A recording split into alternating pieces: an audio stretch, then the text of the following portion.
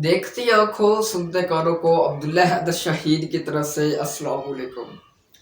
मेरा आज का लेक्चर है हम किस तरह अपनी इंग्लिश को इम्प्रूव कर सकते हैं। वोकैबुलरी याद करने का क्या तरीका है, किस तरह हम अल्फाज मैनी इकट्ठा कर सकते हैं। वो स्टूडेंट्स जो कहते हैं कि हम वोकैबुलरी को याद तो कर लेते हैं लेकिन एक लंबे अरसे तक अपने माइंड में बिठा नहीं पाते। वो स्टूडेंट जो कहते हैं कि हमें वोकैबुलरी वर्ड्स कैसे याद करने हैं, हमें तरीका ही नहीं आता, तो ये वीडियो उन स्टूडेंट्स के लिए। वोकैबुलरी वर्ड्स की अहमियत इतनी है जितनी कि हमारे जिस्म में ऑक्सीजन की ज़रूरत है, हमें इंसान को जिंदा रहने के लिए पानी की ज़रूरत है, इतनी इंग्लिश अच्छी बोलने के लिए वोकैबुलरी की ज़रूरत है। आपकी इंग्लिश उस वक्त नहीं इम्प्रूव होगी वक्त तक आप इंग्लिश में कोई भी बात कन्वे नहीं कर पाएंगे जब तक आपको वोकैबुलरी नहीं आती होगी। इस तरह कोई दुनिया का ऐसा मेथड नहीं है, कोई तरीका कार नहीं है कि आप इंग्लिश सीख जाएं वोकैबुलरी के बगैर। तो आप फोकस कीजिए, अगर आप इंग्लिश स्टूडेंट्स हैं तो आपको वोकैबुलरी आनी चाहिए। तो किस तरह जानने से पहले अब्दुल्ला स्पोकन इंग्लिश को सब्सक्राइब कीजिए और आगे दोस्तों में शेयर कीजिए ताकि उनको भी एडवांटेज ये तमाम फ़ायदे हासिल हो जो आप इस वक्त मेरी वीडियो से लेंगे आगे जाके। वीडियो को मिस ना कीजिए, मैंने बहुत important techniques tips and tricks बतानी है जो आप सारी ज़िंदगी आप मुझे दुआएं देंगे। चलते हैं, let's kick off any waste of time अपने टॉपिक की तरफ। माय डियर स्टूडेंट, एक बात आपने हमेशा याद रखनी है, रट्टा नहीं लगाना, नो रट्टा सिस्टम। स्टूडेंट्स क्या करते हैं, वर्ड्स देखते हैं, अब याद करने लग पड़ते हैं। फॉर एग्जाम्पल एक वर्ड है हेल्प, इसका मीनिंग है मदद। स्टूडेंट क्या करते हैं, हेल्प मदद करना, हेल्प मदद करना, HELP हेल्प, ये क्या है, ये रट्टा होता है। नोटेड पॉइंट है, आपने इनसे अवॉइड करना है। एक तो आपने रट्टा नहीं लगाना, दूसरी बात जो भी आपको नया वर्ड मिले आपने उनको कॉपीज पे लिखना है। तीसरी बात आपने रीडिंग ऑफ बुक्स करनी है, इंग्लिश रीडिंग बुक्स। उसका क्या एडवांटेज है कि आप उसकी रीडिंग करेंगे, आपको वो वर्ड्स मिलेंगे उनमें से जिनके आपको उर्दू में मीनिंग नहीं आते होंगे। आपने उन लाइनों में से वो वर्ड्स निकाल के अपनी कॉपी के ऊपर लिख लेने, फिर उनको किसी गाइड की मदद से, मोबाइल फ़ोन की मदद से, डिक्शनरी की मदद से, गूगल की मदद से, और या कोई भी ऑनलाइन ऐप जहाँ पे आप वर्ड्स मीनिंग सर्च करके ट्रांसलेट की मदद से आप उनको मीनिंग तलाश करके वहाँ पे अपने मीनिंग लिखने हैं। एक है ये तरीक़ेकार, आपने इस तरीके के ऊपर फॉलो करके अपनी वोकैबुलरी वर्ड्स में इजाफा कर सकते हैं। दूसरा पॉइंट, अखबार न्यूज़पेपर, कोशिश करें डॉन न्यूज़पेपर ले लें, कोई भी BBC का ले लें, इंग्लिश का न्यूज़ ले लें। न्यूज़पेपर के आपने पहला एक पैरा लेना है और उस पैरे के अंदर जो भी वर्ड्स आपको मिलते हैं आप उनको लिख लेने हैं।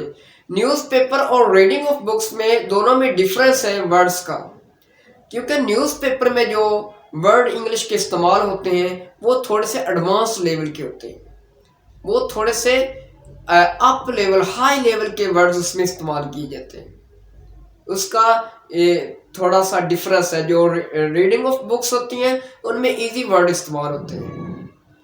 अच्छा, तीसरी बात फ्रेंड्स, आपने तीसरा काम ये करना है कि अगर आप कहीं भी जाते हैं, शॉपिंग मॉल जाते हैं, बाज़ार जाते हैं, कोई ऐसी पार्क या एक्टिविटी इंटरटेनमेंट वाली जगह पे जाते हैं, आप किसी इवेंट में जाते हैं, आप किसी फंक्शन प्रोग्राम में जाते हैं, आप आउट ऑफ सिटी जाते हैं, तो आपने क्या करना है, आपने साथ अपने एक डायरी रखनी है।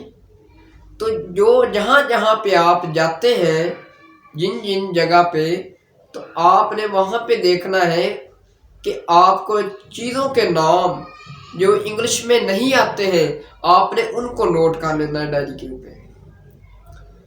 फिर क्या करना है, फ्री बैठे घर आकर, ये जहाँ पे भी टाइम मिले आपको, आपने उनके आगे वर्ड्स मीनिंग निकालने हैं गूगल से या डिक्शनरी से। फिर आपने उनके डायरी के ऊपर मीनिंग नोट करने हैं। मतलब कि मैं पार्क में जाता हूँ, अब मैं देखता हूँ कि पार्क में झूले लगे हुए हैं, पार्क में एक बहुत बड़ा प्यारा सा फुहारा लगा हुआ है, बाग में बहुत ऊंचे ऊंचे दरख्त लगे हुए हैं, बाग में फलों के बागात हैं। तो अब मैं क्या नोट करूँगा, मैं लिखूँगा अपनी कॉपी के ऊपर फुहारा, और डिक्शनरी पे आके फुहारे को मैं देखूँगा इंग्लिश में क्या कहते हैं, तो मुझे पता लग जाएगा कि फुहारे को इंग्लिश में ये कहते हैं, इसका ये बेनिफिट है। अगला पॉइंट ये है कि हम जो भी अपने घर में रोज़मर्रा ज़िंदगी में इस्तेमाल होने वाली बोलते हैं, घर में अपनी फैमिली के साथ, मोहल्लेदारों के साथ जो भी बात करते हैं, जो आप बहुत ज़्यादा इस्तेमाल करते हैं बोलने के दौरान जुमले, वो आप नोट कीजिए, वो डायरी के ऊपर लिखें। फिर उन उर्दू के मीनिंग के जो आपको वर्ड इंग्लिश में नहीं आते, उनकी इंग्लिश देखें गूगल पे जाके। फॉर एग्ज़ाम्पल, मैं दुकान पे जाता हूँ, मैं कहता हूँ कि मुझे धनिया दे दे, तो मुझे धनिया की इंग्लिश मैं लिखूँगा, आपने लिखना है कि मुझे धनिया दे दे कॉपी पे। अब आपने धनिया की इंग्लिश देखनी है गूगल पे कि हम धनिया को क्या कहेंगे। उधर लिखा होगा कोरिएंडर, आपने लिख देना है उधर साथ कोरिएंडर। आपने वही फिक्रा उठाना है। अगर आपकी इंग्लिश अच्छी है, आपकी कमांड है इंग्लिश पे, तो आप वो टेंस बन जाएगा आपका। अगर आपकी कमांड नहीं है तो आप गूगल पे जाएं, वो उर्दू की जो ट्रांसलेट उठाए वहाँ से डायरी की लिखी हुई कि मुझे धनिया दे दे, वो नीचे आ जाएगा। गिव मी कोरिएंडर, इस तरह के फ्रेजेस या जुमले वगैरह आ जाएंगे। फिर उनको इस्तेमाल करें अपनी कम्युनिकेशन में। मैं कहता हूँ, अगर फॉर एग्जांपल इस तरह के और भी काफ़ी जुमले हैं, मैं तेरा इंतज़ार करूँगा। अगर आप ये बोलते हैं घर में, दोस्त को बोलते हैं, तो आप सोचें कि मैंने इसको उर्दू में कहा, इसकी इंग्लिश क्या होगी।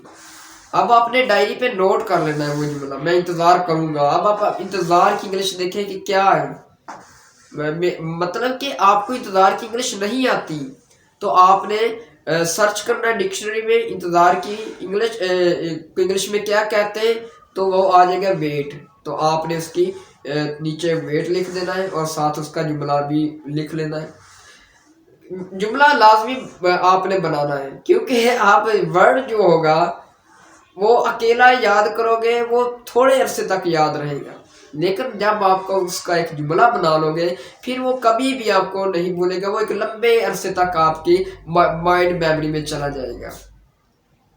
इसके बाद अगला पॉइंट आपने नोट करना है कि आप कहीं पे सब्जी लेने जाते हैं, बाजार में कोई चीज़ खरीदने जाते हैं, दुकान पे कोई चीज़ खरीदने जाते हैं, कोई बेचने जाते हैं, सेल करने जाते हैं, एनी, तो आपने वो जो चीज़ लेनी है, पहले आप खुद को उसमें इंग्लिश में ट्रांसलेट करें, कोशिश कीजिए। मतलब मैं कहता हूँ कि मुझे बोतल दे दे, तो आप उसको उर्दू में आपने दुकानदार को बता दिया कि मुझे बोतल दे दे, तो वो आपने उसको माइंड में इंग्लिश में बनाने की कोशिश करनी है कि मैंने जो इसको उर्दू में कहा है ना, आपने वो खुद को इंग्लिश में बताना है। इसी तरह वो आपने हैबिट आपकी बन जाएगी इंग्लिश में बोलने में, क्योंकि जो माइंड और हमारी टंग, हमारी ज़ुबान का जो कनेक्शन है, वो एक फ्लेक्सिबिलिटी कायम हो जाएगी, इसमें वो कनेक्शन बन जाएगा माइंड और हमारी ज़ुबान के दरमियान। क्योंकि हमारे एक तो हमारी प्रैक्टिस नहीं होती, एक हमारे पास वोकैबुलरी वर्ड्स का कलेक्शन वर्ड्स नहीं होते, जिस तरह से हम अपनी इंग्लिश को अच्छा नहीं कर पाते, या इंग्लिश में हम अपनी कमांड नहीं कर पाते, या इंग्लिश सीख नहीं पाते। ये कुछ चंद रीज़न है, चंद वजह है जो कि बहुत कम स्टूडेंट्स जानते हैं, क्योंकि बहुत से स्कूलों में ये चीज़ें पढ़ाई नहीं जाती, एकेडमीज़ में ये चीज़ें नहीं पढ़ाई जाती। मेरी एक बात दोस्तों आपने हमेशा याद रखनी है, यूट्यूब पे काफ़ी एड्स चल रहे होते हैं कि 1000 वर्ड्स याद करके अपनी इंग्लिश को बेहतर बनाएं। एक दिन में 50 वर्ड्स याद करके अपनी इंग्लिश को बेहतर बनाएं। लेकिन हमें ये नहीं बताया जाता कि हमने इन वोकैबुलरी वर्ड्स को याद करके इस्तेमाल कैसे करना है। तो मैंने आपको बताया इनको इस्तेमाल इस तरीके से करना है। मैंने काफ़ी आपको वेज बताए, रास्ते बताए कि आप इनको अपना के अपनी वोकैबुलरी में इजाफा कर सकते हैं, उनको इस्तेमाल करके जुमले बना के। फिर मैंने आपको शॉपिंग बाजार वाला बताया, आपको डायरी पेंसिल वाला बताया। तो ये क्या थे, बहुत ही टेक्निक्स, अहम इम्पोर्टेंस। और इसी तरह के और भी फैक्ट्स रिलेटेड टू इंग्लिश जानना चाहते हैं, रिलेटेड टू फैक्ट्स एजुकेशन के जानना चाहते हैं, अगर अपनी ज़िंदगी में और स्टूडेंट लाइफ में आसानी चाहते हैं तो मेरे साथ जुड़े रहिए, मुझे दुआ में याद रखिएगा। और मेरी इंशाल्लाह अगली वीडियो में अपलोड करूँगा, वो देखिएगा और चंद ही दिनों में आप एक ब्रिटिश इंसान बन जाएंगे। मेरा आपसे वादा है, मैंने आपके अंदर एक अंग्रेज की आत्मा पैदा कर देनी है, मैंने अंग्रेज की रूह आपके अंदर डाल देनी है। मुझे दे इजाज़त, अल्लाह हाफिज़।